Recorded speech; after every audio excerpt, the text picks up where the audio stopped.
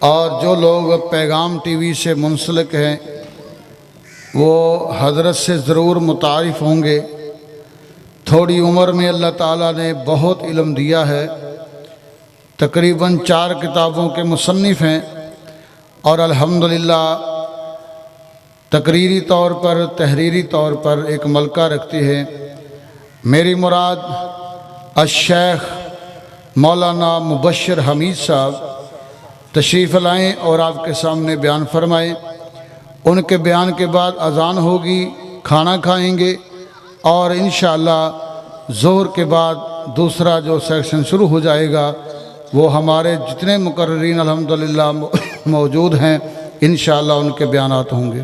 اشہد ان لا الہ الا اللہ وحدہ لا شریک لہ واشہد ان محمدا عبدہ ورسولہ اما بعد فان خیر الحدیث کتاب اللہ وخیر الہدی ہدی محمد صلی اللہ علیہ وسلم وشر الامور محدثاتها وکل محدثۃ بدعہ وکل بدعۃ ضلالہ وکل ضلالۃ فی النار۔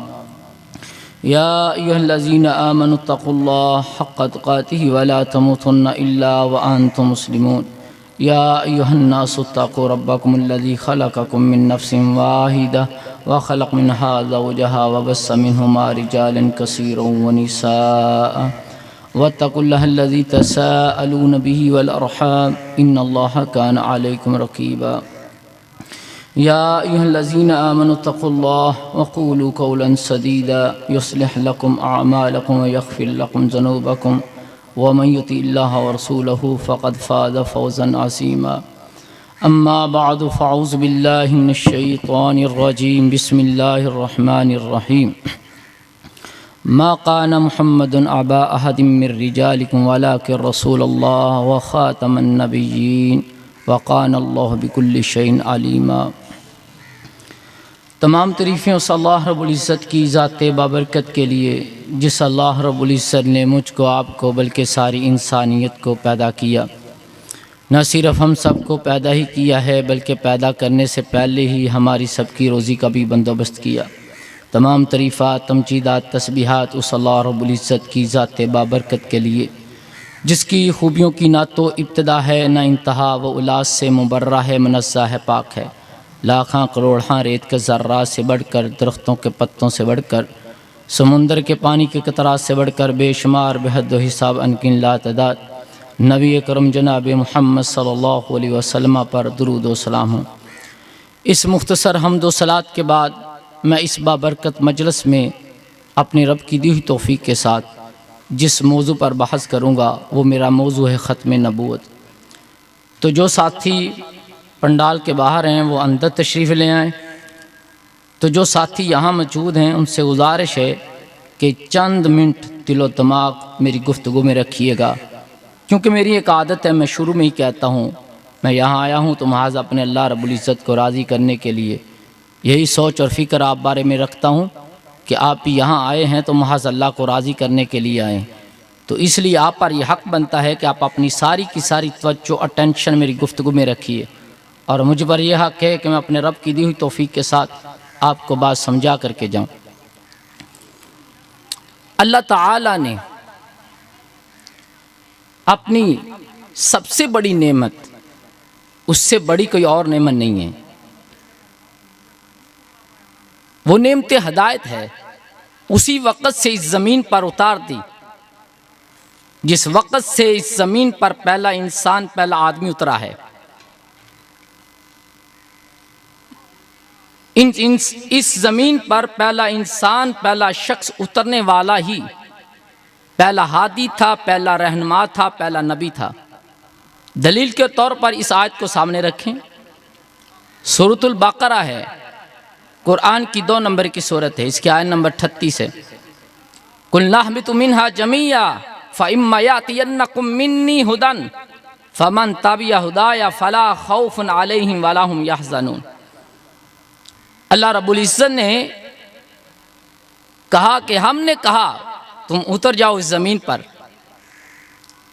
فَإِمَّا يَأْتِيَنَّكُم مِّنِّي، بس اگر آئے تمہارے پاس میری طرف سے ہدایت، فمن تبع ہدایا، جو کوئی اس ہدایت کی اتباع کرے گا، پیروی کرے گا، اس کو فالو کرے گا اور اس کے پیچھے چلے گا، فرمایا فلا خوف علیہم ولا هم یحزنون، نہ تو اس پر خوف ہوگا اور نہ کوئی غم ہوگا۔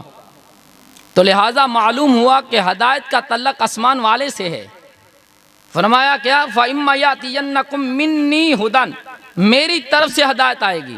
ہدایت کا تعلق آسمان والے سے ہے۔ آج لوگ زمین والوں سے ڈھونڈ رہے ہیں، کوئی کسی دربار پر، کوئی کسی درگاہ پر، کوئی کسی بابے اور فقیر کے پاس، کوئی کسی امام کے پاس، جبکہ اللہ فرما رہے ہیں کہ ہدایت کا تعلق آسمان والے سے ہے، اور یہ سب سے بڑی نعمت ہے۔ اللہ اکبر۔ اللہ رب العزت نے اپنی اس نعمت کو، جو سب سے بڑی نعمت ہے، یعنی کہ نعمت ہدایت کو اپنے بندوں کو عطا کرنے کے لیے ہر زمانے میں ہمیشہ دو ذرائع استعمال کیے ہیں، ایک الکتاب، دوسرا الرسول۔ جب بھی اللہ نے ارادہ فرمایا اپنے بندوں کو ہدایت دینے کا، تو اللہ رب العزت نے دو ذرائع استعمال کیے ہیں، ایک الکتاب اور دوسرا الرسول۔ یاد رکھیے، الکتاب سے الرسول کو لگ نہیں کیا جا سکتا، اور الرسول کو الکتاب سے لگ نہیں کیا جا سکتا، دونوں لازم اور ملزوم ہیں۔ قومیں جو گمراہ ہوئی ہیں، جو ہلاک ہوئی ہیں، جو تباہ ہوئی ہیں، ان کی ہلاکت اور ان کی تباہی کا سبب اور وجہ اور ریزن یہی ہے کہ انہوں نے الکتاب سے الرسول کو الگ کر دیا، یا رسول کو الکتاب سے الگ کر دیا، تبھی تو وہ ہلاک ہوئی ہیں۔ اللہ اکبر۔ اس دنیا کے اندر ساری کی ساری گمراہیوں کی جڑ اور وجہ اور ریزن یہی ہے کہ جب بھی کسی نے کتاب کا انکار کرنا ہوتا تو وہ رسول کا انکار کرتا ہے، جب رسول کا انکار کرتا تو کتاب کا انکار بھی لازم ہو جاتا، جبکہ میں نے بتایا ہے کہ الرسول اور الکتاب دونوں لازم اور ملزوم ہیں۔ دلیل کے طور پر اس حدیث کو سامنے رکھیں، مستدرک حاکم ہے، کتاب العلم ہے، حدیث نمبر 16 ہے۔ حدیث کے راوی حضرت ابو ہریرہ رضی اللہ تعالی عنہ، حدیث یوں ہے، ان ابی ہریرہ رضی اللہ تعالی عنہ قال قال رسول اللہ صلی اللہ علیہ وسلم ترکت فیکم امرین لن تذلوا ما تمسکتم بہما کتاب اللہ و سنت رسولہ ولن یتفرق حتی یرد علی الحوض۔ نبی علیہ السلام نے فرمایا میں تم میں دو چیزیں چھوڑ کر کے جا رہا ہوں، جس نے ان دو چیزوں کو مضبوطی سے تھام لیا، وہ کیا ہے؟ ایک کتاب اور دوسرا سنت، حدیث، ایک کتاب اور دوسرا رسول۔ اللہ اکبر۔ اگر آپ اس حدیث پر غور کریں تو آپ کو معلوم ہوگا کہ گمراہی، ضلالت الرسول اور الکتاب سے پہلے ہے، بعد میں نہیں۔ یعنی کہ جس بندے تک کبھی الرسول اور الکتاب پہنچی نہیں ہے، گمراہ وہ ہے، ضلالت میں وہ ہے، گمراہی میں وہ ہے، ہلاکت میں وہ ہے۔ جس کے پاس قرآن و حدیث پہنچ گیا اور اس نے اس کو مضبوطی سے پکڑ لیا، اس کو کبھی رب کعبہ کی قسم ضلالت چھو بھی نہیں سکتی۔ ضلالت قرآن و حدیث سے پہلے بعد میں نہیں ہے۔ اللہ، یہ نقطہ ہے اس حدیث۔ دوسرا، آپ ایک سوال کر سکتے ہیں، بھائی آپ نے اپنا نام اہل الحدیث کیوں رکھا؟ اس میں تو سنت ہے، کتاب اللہ و سنت رسولی، تو آپ کو اہل السنت رکھنا چاہیے تھا، اہل السنت رکھتے، اہل حدیث کیوں رکھا؟ تو اس کا جواب سن لیں، یہ منطق کی زبان ہے۔ آپ عرض کو کہاں دکھائیں گے؟ جوہر میں؟ مثلاً مثال کے ساتھ سمجھیں، کسی بھائی کے سر میں درد ہے، وہ کہے میرے سر میں درد ہے، درد کو کہاں دکھائے گا؟ باہر دکھائے گا، یہ سر ہے اس کا جوہر۔ درد عرض ہے، کوئی کہے میرے سر میں درد ہے یا میرے بدن میں بخار ہے، تو وہ بخار کہاں دکھائے گا؟ بدن میں دکھائے گا۔ اس بخار کو دیکھنے کے لیے بدن کو دیکھنا پڑے گا، باہر نہیں دکھا سکتا۔ اس لیے ہر سنت کو دیکھنے کے لیے حدیث کو کھولنا پڑے گا، یعنی کہ حدیث آئینہ ہے ہر سنت کا۔ کوئی بھی سنت کو دیکھنے کے لیے حدیث کا مطالعہ، حدیث کی سرچ، حدیث کو کھولنا پڑے گا، حدیث کے بغیر کوئی سنت نہیں ہو سکتی۔ اس لیے ہم نے اپنا ڈائریکٹ نام اہل الحدیث رکھا ہے، کیونکہ ہر سنت کے لیے حدیث کا ہونا ضروری ہے. بس سمجھ لو اتنی بات. اور فرمایا وَلَن يَتَفَرَّقَا، کبھی بھی قرآن و حدیث، کتاب اور رسول کبھی بھی الگ نہیں ہو سکتے حتیٰ کہ تم میرے حوض پر پہنچو. اللہ اکبر. معلوم ہوا کہ تیسری چیز کی ضرورت نہیں ہے. جس کسی نے قرآن و حدیث کو تھام لیا اور اسی پر اپنی ساری زندگی گزار تھی، وہ مرنے کے بعد رسول اللہ صلی اللہ علیہ وسلم کے حوض سے حوض کوثر کا پانی اور جام پیے گا. اللہ اکبر. میں نے کہا کہ ساری گمراہیوں کی جڑ اور سبب اور ریزن یہی ہے کہ جب بھی قوموں نے کتاب کا انکار کرنا ہوتا تو پہلے نبی کا انکار کرتے، کیونکہ جب نبی کا انکار ہوتا تو بالاولا جس نبی پر کتاب نازل ہوئی ہے اس کتاب کا انکار بھی لازم ہو گیا. آؤ ذرا سامنے رکھے سورہ یاسین، ہر بندہ پڑھتا ہے، غور و فکر نہیں کرتا ہے. قرآن غور کی کتاب ہے. سورہ یاسین ہے، قرآن کی 36 نمبر کی صورت ہے. اس کی آیت نمبر 14 اور 15. فرمائے اذ ارسلنا الیہم اثنین فقذبوہما فعززنا بثالث فقالوا انا الیکم مرسلون.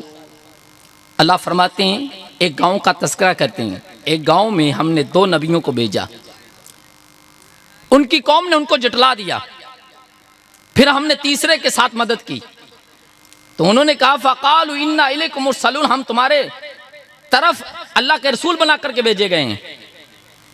تو آگے سے انہوں نے کیا کہا؟ قالوا ما انتم الا بشر مثلنا. ذرا دیکھیں، جب رسول کا انکار کیا تم ہماری طرح بشر اور رسول کیسے ہو سکتے ہو؟ تو آگے کیا کہا؟ وما انزل الرحمن من شیء. جب رسول کا انکار کیا تو کتاب کا انکار بھی لازم ہو گیا جو اس رسول پر نازل ہوئی تھی. کہا کہ تو بشر ہے اس لیے رسول نہیں ہو سکتا. جب رسول کا انکار کیا تو آگے کہا وما انزل الرحمن من شیء، رحمان نے تجھ پر کوئی شے نازل ہی نہیں کی ہے. اللہ اکبر. اور یہاں ایک بات ذہن میں رکھ لیں، پہلی قوموں نے کہا، نقطہ بتا کے جا رہا ہوں، پہلی قوموں نے کہا آپ بشر ہیں اس لیے رسول نبی نہیں ہو سکتے. ان کے پاس بھی نبی، بھائی توجہ میری گفتگو چ رکھو. پہلی قوموں نے کہا آپ بشر ہیں اس لیے نبی نہیں ہو سکتے. نبی نے کہا وہ نبی ہے اس لیے بشر ہو نہیں سکتا. آج والوں کے پاس بھی نبی رب کعبہ کی قسم نہیں رہا. انہوں نے کہا سنو پھر جملہ دہرا رہا ہوں. انہوں نے کہا آپ بشر ہیں، پہلی قوموں نے کہا آپ بشر ہیں اس لیے نبی ہو نہیں سکتے. نبی ان کے پاس بھی نہیں رہا. آج والوں نے کہا نبی ہے اس لیے بشر نہیں، تو نبی ان کے پاس بھی نہیں رہا.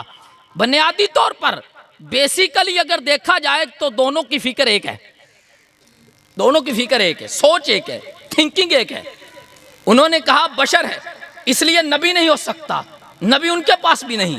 انہوں نے کہا کہ نبی ہے اس لیے بشر نہیں ہو سکتا، دونوں کی فکر ایک، نبی ان کے پاس بھی نہیں رہا.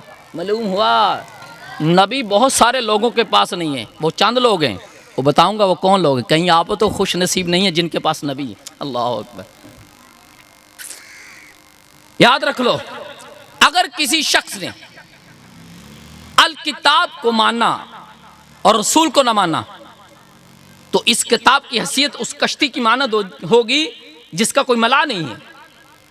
اور آپ جانتے ہیں ایسی کشتی کے اندر جتنے بھی مسافر ہوں گے سب ڈوب جائیں گے، اور سمندر کی لہریں اس کشتی کو زیر آب کر دیں گی، اور یہ اٹھنے والی ہوائیں سمندر کی لہروں کو جدھر چاہیں گی اس کشتی کو لے کر کے چلی جائیں گے سمندر کی لہروں کے ذریعے. اور یہ مسافر جو اس کشتی میں سوار ہیں، جس کشتی کا کوئی ملا نہیں ہے، رب کعبہ کی قسم یہ کبھی بھی کشتی والے اپنی منزل تک نہیں پہنچ سکتے.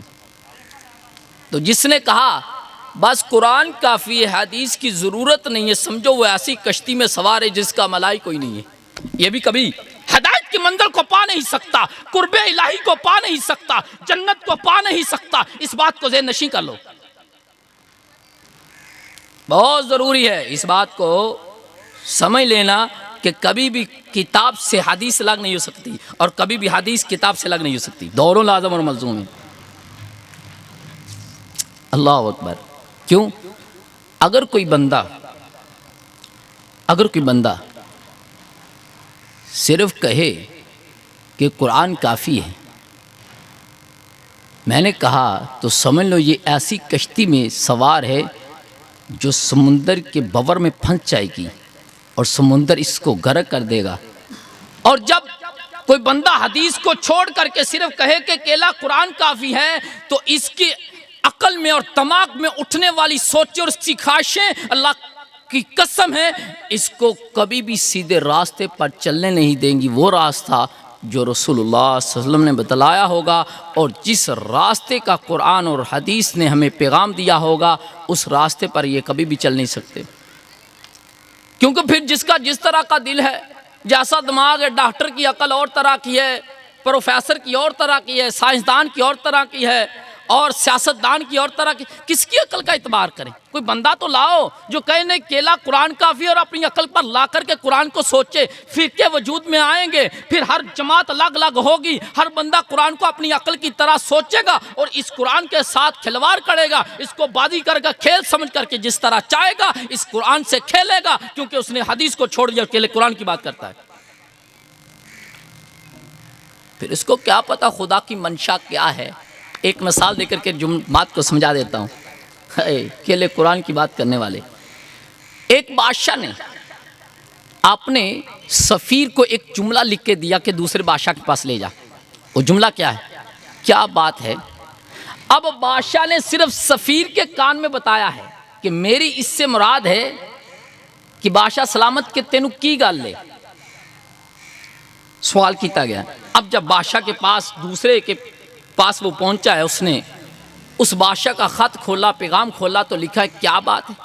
اب یہ جملہ تعجبیہ بھی ہے، کیا بات ہے، اب یہ سوالیہ بھی ہے، تینوں کی گل ہے، کیا بات ہے۔ کسی اعلیٰ شے کو دیکھ کر کے، اچھا محل دیکھ کر کے، اچھی گاڑی دیکھ کر کے، خوبصورت نوجوان دیکھ کر کہا جا سکتا ہے کیا بات ہے یار، کیا بات ہے۔ اب بادشاہ کیسے اس سوچ کو پا لے گا جس بادشاہ نے سوچ بتائی ہے کہ میری اس سے مراد سوال ہے کہ بادشاہ تینوں کی گل ہے۔ جب تک سفیر نہ بتائے بادشاہ اس سوچ تک پہنچ سکتا تو جس قرآن کو اللہ نے محمد صلی اللہ علیہ وسلم کے قلب پہ نازل کیا ہے، آپ علیہ السلام جب تک نہ بتائیں کہ اس آیت سے اللہ کی منشا یہ ہے، اس آیت سے اللہ کی منشا یہ ہے، رب کعبہ کی قسم ہم میں سے کوئی ایک شخص نہیں سمجھ سکتا اس قرآن کی منشا، اللہ رب العزت کی اس قرآن کے ذریعے منشا کیا ہے، ہم میں سے کوئی نہیں سمجھ سکتا جب تک نبی نہ بتائے۔ اللہ اکبر۔ تو لہذا اب انہوں نے کیا کہا، دور نہیں نکل جانا، انہوں نے کہا کہ آپ بشر ہیں، نبی نہیں ہو سکتے۔ آج والوں نے کہا کہ وہ نبی ہے اس لیے بشر نہیں ہو سکتا۔ ہم پر ایک الزام دیتے ہیں، آج اس الزام کو دور کر دوں۔ وہابی کہندے نے کہ نبی ساڈے رنگا ہے۔ سن لو، نبی بشر ہے، نبی انسان ہے، نبی علیہ السلام حضرت آدم کی اولاد سے ہے، لیکن ہم میں اور نبی میں ایک بہت گہرا فرق ہے۔ وہ کیا فرق ہے؟ نبی راستے سے باخبر ہے اور ہم راستے سے بے خبر ہے۔ بہت گہرا فرق۔ ایک مثال سے سمجھاتا ہوں تاکہ تم آسانی سے وہاں پہنچ جاؤ۔ ایک بندہ ہے، جنگل میں پھنس گیا ہے، راستہ نہیں مل رہا، تھک گیا ہے چل چل کر کے، اس کو 1 دن اور 1 رات لگ گئی ہے، لیکن جنگل سے چھٹکارا نہیں پا سکا۔ تھک ہار کر کے اپنی موت کا یقین کر کے ایک جگہ بیٹھتا ہے اور رو رہا ہے کہ بس اب موت کنفرم ہے، میری تو ٹکٹ کاٹی گئی ہے موت کی، بس پکی موت ہے۔ لیکن کیا ہوتا ہے، ایک شخص اس کے پاس آتا ہے، کہتا ہے بھائی کیوں رو رہا ہے؟ اب وہ کہہ رہا ہے میں راستہ بھول گیا ہوں، گمراہ ہو گیا ہوں۔ اب یہ بھائی کہتا میرے ہوتے ہوئے رو مت، میں تجھے نکالوں گا، میں تجھے راستہ بتاؤں گا۔ آگے سے یہ لڑنا شروع کر دے کہ تو میری طرح کا بشر ہے، اس سے بڑا احمق اور بیوقوف کوئی نہیں ہوگا، اس سے بڑا سفینہ داں اور پاگل کوئی نہ ہوگا جو یہ کہے گا کہ تو میری طرح کا بشر ہے، تو کیسے جانتا ہے؟ ارے بھائی تجھ میں اور اس میں بڑا فرق ہے، تو راستے سے بے خبر ہے، وہ راستے سے باخبر ہے۔ اللہ، وہ تو تیری زندگی کو بچانے آیا ہے، وہ تو تجھے تیری منزل تک پہنچانے آیا ہے۔ تو ہم میں اور نبی میں یہی فرق ہے کہ نبی ایسا بشر ہے جو راستے سے باخبر ہے، اور ہم ایسے بشر ہیں جو راستے سے بے خبر ہیں۔ ہم گمراہ تھے، نبی نے ہمیں وہ راستہ دیا، وہ منزل دی، وہ گھر جس سے ہم نکال کر اس دنیا میں بھیجے گئے، اس تک پہنچانے میں نبی نے ہمیں باخبر کیا اور راستے پر لگایا۔ اس لیے نبی وہ ہے جو راستے سے باخبر ہے، اور ہم وہ ہیں جو راستے سے بے خبر ہیں۔ یہ بہت گہرا فرق ہے، اور اللہ نے اسی فرق کو قرآن میں بیان کیا ہے۔ سورۃ الکہف ہے، قرآن کی 18 نمبر کی سورت، آیت نمبر 110 ہے۔ فرمایا قل انما انا بشر مثلکم یوحی، اے پیارے پیغمبر علیہ الصلوۃ والسلام، آپ اپنی سچی سچی نبوت والی بابرکت زبان سے اعلان فرما دیجئے کیا کہ میں تمہاری طرح کا بشر ہوں، لیکن فرق یہ ہے یوحا، مجھ پر وحی کی جاتی، بالفاظ دیگر میں راستے سے باخبر ہوں اور تم راستے سے بے خبر ہو۔ میں تمہیں بتاؤں گا کہ راستہ جنت کو کون سا جاتا ہے، راستہ ہدایت کا کون سا ہے، اور تم جنت تک کیسے پہنچ سکتے ہو، رب کا قرب کیسے پا سکتے ہو، میں بتاؤں گا، کیونکہ میں راستے سے باخبر ہوں، تم راستے سے بے خبر۔ بس یہ بین فرق۔ اللہ اکبر۔ پھر ایک فرقہ آیا، انہوں نے کہا کہ حضرت محمد صلی اللہ علیہ وسلم پر نبوت ختم نہیں ہوئی ہے، آپ کے بعد بھی نبی آ رہے ہیں۔ تو ہم نے پوچھا کہ آپ کے بعد جو نبی آ رہے ہیں ان کی حیثیت کیا ہے؟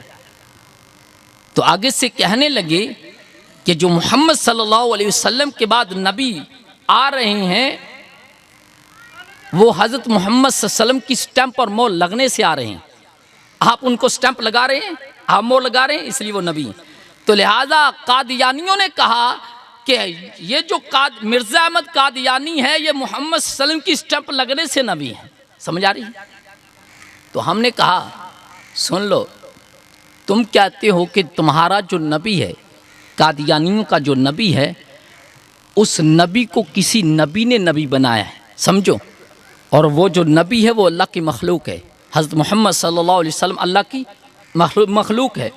تو لہٰذا کسی نبی کو، جب کوئی نبی کسی نبی کو نبی بنا رہا ہے تو وہ نبی بن سکتا، تو قادیانیوں کے پاس بھی نبی نہیں رہا، کیونکہ اللہ قرآن میں فرماتے ہیں، سورۃ العمران ہے، قرآن کی 3 نمبر کی سورت، اس کی آیت نمبر 179 میں فرمایا وَلَكِنَّ اللَّهَ يَجْتَبِي مِن رُّسُلِهِ مَن يَشَاءُ، اللہ اپنے بندوں میں سے جس کو چاہتا ہے رسالت نبوت عطا کرتا ہے۔ اللہ نبی کون بناتا ہے؟ اللہ بناتا ہے۔ رسول کون چنتا ہے؟ اللہ چنتا ہے۔ رسالت کون عطا کرتا ہے؟ اللہ عطا کرتا ہے۔ تو لہٰذا قادیانیوں کے پاس بھی نبی رہا، کیونکہ ان کے پاس بھی نبی نہیں رہا، کیونکہ ان کا وہ نبی ہے جس کو نبی نے نبی بنایا ہے، اللہ نے نبی کوئی نہیں بنایا۔ کیسا ختم؟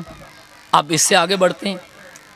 ایک اور فرقہ کھڑا ہوا، انہوں نے کہا ہم حسین رضی اللہ تعالی عنہ کے نانا کو نبی مانتے ہیں۔ ہم نے وہ حسین کہتے ہیں جو کربلا میں شہید ہوئے رضی اللہ تعالی، تو ہم نے کہا جو تم حضرت حسین کے نانا کو نبی مانتے ہو تو کس حیثیت سے مانتے ہو؟ کہتے اس لیے کہ آپ صلی اللہ علیہ وسلم حضرت حسین کے نانا ہیں۔ تو لہٰذا انہوں نے نبی علیہ الصلوۃ والسلام کی ذات کو مانا، بات کو سمجھ رہے ہیں؟ تو جو نبی کی ذات کو مانے، نبی کی بات کو نہ مانے، در حقیقت اس نے نبی کا ہی انکار، تو نبی ان کے پاس بھی نہیں رہا۔ ایک ایک کا بتا رہا ہوں۔ پھر ایک اور جماعت ہے احناف، ان کے بہت بڑے فقہ کے بہت بڑے امام ہیں ابن نجیم، ان کی کتاب ہے بحر الرائق، شرح ہے کنز الدقائق کی، اس میں لکھتے ہیں نفس المؤمن الطویل الی قوم المخالف فی مسلۃ الصدق ولکن اتبعنا للمذہب واجب۔ ایک مسئلہ درپیش آ گیا، وہ مسئلہ کیا ہے کہ اگر مسلمانوں کی حکومت ہو تو وہاں ذمی رہتے ہوں، ذمی اس کو کہتے ہیں یعنی کہ کافر غیر مسلم کو۔ اگر کوئی ذمی غیر مسلمانوں کی ریاست میں نبی کی کو گالی دے دے، نبی کی شان میں گستاخی کر دے، نعوذ باللہ، کہتے ہیں کہ نفس مومن کا تو یہ چاہتا ہے کہ اس کی گردن مار دی جائے، اس کو قتل کر دیا جائے، لیکن ہم مجبور ہیں کیونکہ ہم امام ابو حنیفہ کے فالور ہیں، ہم مقلد ہیں، اس لیے ہم مجبور ہیں۔ ذمی کو قتل نہیں کیا جا سکتا، اس لیے کہ ہم امام ابو حنیفہ کے مقلد ہیں، اس لیے ہم ذمی کو قتل نہیں کر سکتے۔ تو لہٰذا جس نے نبی سے آگے امام کو کر دیا، نبی ان کے پاس بھی رہا نہیں۔ پھر ایک فرقہ موبیہ، وہ کہتے ہیں کہ جو نبوت ہے وہ 1000 سال تک رہتی ہے، تو لہٰذا نبی علیہ الصلوۃ والسلام کی نبوت ختم ہوگی نعوذ باللہ، تو لہٰذا ان کے پاس بھی نبی۔ اب دیکھنا یہ کہ نبی ہے کن کے پاس، کہیں وہ چند لوگ تم ہی تو نہیں ہو خوش نصیب، رب کعبہ کی قسم، جو نبی کی نبوت پر بھی پیرا دیتے ہو اور نبی کی رسالت میں کسی کو شریک نہیں ہو کرتے۔ اللہ اکبر۔ اب آئیں ذرا خطبہ مسنونہ میں نے سورۃ احزاب قرآن کی 33 نمبر کی سورت، اس کی آیت نمبر 40 تلاوت کی۔ ما کان محمد ابا احد من رجالکم ولکن رسول اللہ وخاتم النبیین۔ محمد صلی اللہ علیہ وسلم آپ مردوں میں سے کسی کے باپ نہیں ہیں، حقیقی باپ، روحانی باپ تو وہ پوری امت کے ہیں، اللہ اکبر، حقیقی والد نہیں ہیں، لیکن وہ اللہ کے رسول ہیں، اور فرمایا وہ خاتم النبیین ہیں۔ اچھا، خاتم النبیین یا خاتم النبیین اگر بھارت میں پڑھا جائے، لیکن میں اب آیت نہیں پڑھ رہا، ویسے بتا رہا ہوں، خاتم النبیین کہا گیا ہے، یہاں خاتم النبیین کہا گیا ہے، خاتم الرسل نہیں کہا گیا، سمجھے نقطہ بتا رہا ہوں، خاتم الرسل نہیں، خاتم النبیین کہا گیا ہے، ٹھیک ہے؟ کیونکہ ہر رسول نبی ہوتا ہے، ہر رسول نبی ہوتا ہے۔ اگر اللہ کہہ دیتے کہ آپ خاتم الرسل ہیں تو لوگ کہہ سکتے تھے جن کے دماغ خراب ہیں کہ رسول ختم ہوئے ہیں، رسالت ختم ہوئی، نبوت نہیں، تو لہذا نبی تا سک دے۔ اس لیے اللہ رب العزت نے جو لفظ استعمال کیا وہ خاتم الرسل نہیں، خاتم النبیین استعمال کیا۔ سن لو، رسول نبی رسول تو درکنار، کوئی نبی محمد صلی اللہ علیہ وسلم کے بعد کوئی نبی بھی آ سکتا نہیں۔ اس آیت کی تشریح پھر کریں گے۔ اب میں چاہتا ہوں کہ صحابہ کا عقیدہ ختم نبوت کے حوالے سے آپ کے سامنے رکھ دوں۔ مسلم شریف ہے، کتاب الفضائل، حدیث نمبر 6318 ہے، حدیث کے راوی حضرت انس بن مالک رضی اللہ تعالی عنہ۔ حدیث یوں ہے، ان انس رضی اللہ تعالی عنہ قال قال ابو بکر رضی اللہ تعالی عنہ بعد وفات رسول اللہ صلی اللہ علیہ وسلم لعمر انطلق بنا الى ام ایمن نزورها كما كان رسول اللہ صلی اللہ علیہ وسلم یزورها فلما انتهينا اليها بقت فقال لها ما يبكيك ما عند الله خير لرسوله صلی اللہ علیہ وسلم فقالت ما ابکی اللہ اکون اعلم انما عند اللہ خیر لرسوله صلی اللہ علیہ وسلم ولكن ابکی ان الوحی قد انقطع من السماء فحیجتهما علی البقاء فجعلا یبکیان معها۔ اللہ اکبر، بہت توجہ سے گفتگو خدا را۔ حضرت انس رضی اللہ تعالی عنہ فرماتے ہیں حضرت ابو بکر رضی اللہ تعالی عنہ نبی علیہ الصلوۃ والسلام کی وفات کے بعد حضرت عمر سے کہا کہ آؤ ذرا ہم ام ایمن کے پاس چلیں۔ اللہ اکبر، کیونکہ نبی علیہ الصلوۃ والسلام جب حیات تھے تو آپ ام ایمن کی زیارت کے لیے رضی اللہ تعالی عنہا کے زیارت کے لیے جایا کرتے تھے، تو آؤ ہم نبی کی سنت کو زندہ کریں، ہم بھی ام ایمن کی زیارت کو چلیں۔ حضرت ابو بکر رضی اللہ تعالی عنہ اور حضرت عمر رضی اللہ تعالی عنہ جب دونوں حضرت ام ایمن رضی اللہ تعالی عنہ کے پاس پہنچے تو ام ایمن رضی اللہ تعالی عنہ زار و قطار رونا شروع ہو گئی۔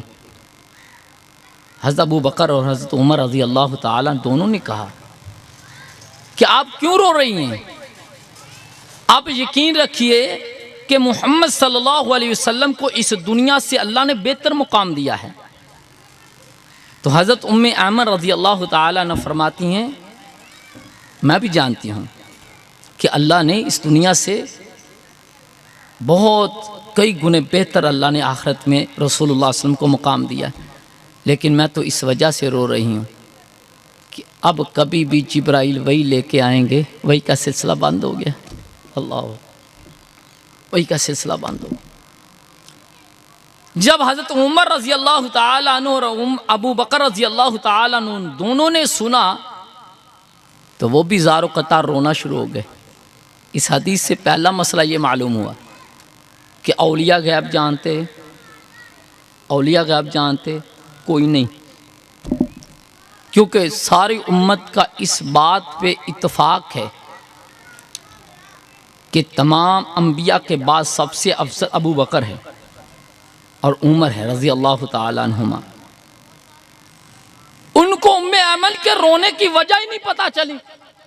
پوچھا کیوں رو رہی ہو؟ اس وجہ سے رو رہی ہو کہ محمد صلی اللہ علیہ وسلم اس دنیا سے آخرت میں بہتر مقام ملا ہے۔ فرمایا اس وجہ سے نہیں رو رہی، تو پتا چلا کہ ولی غیب جانتے کوئی نہیں، پہلا مسئلہ۔ دوسرا مسئلہ یہ معلوم ہوا کہ حضرت ابو بکر رضی اللہ تعالیٰ عنہ اور حضرت عمر رضی اللہ تعالیٰ عنہ دونوں کو جب ام ایمن رضی اللہ تعالیٰ عنہ نے یہ بتایا کہ اب آسمان سے کبھی وحی اترے گی، کبھی جبرائیل آئیں گے، تو عمر بھی رو پڑے، ابو بکر رضی اللہ تعالیٰ عنہما دونوں رو پڑے۔ پتہ چلا حضرت ابو بکر رضی اللہ تعالیٰ عنہ کا عقیدہ بھی ختم نبوت کا، حضرت عمر رضی اللہ تعالیٰ عنہ کا عقیدہ بھی ختم نبوت کا، حضرت انس رضی اللہ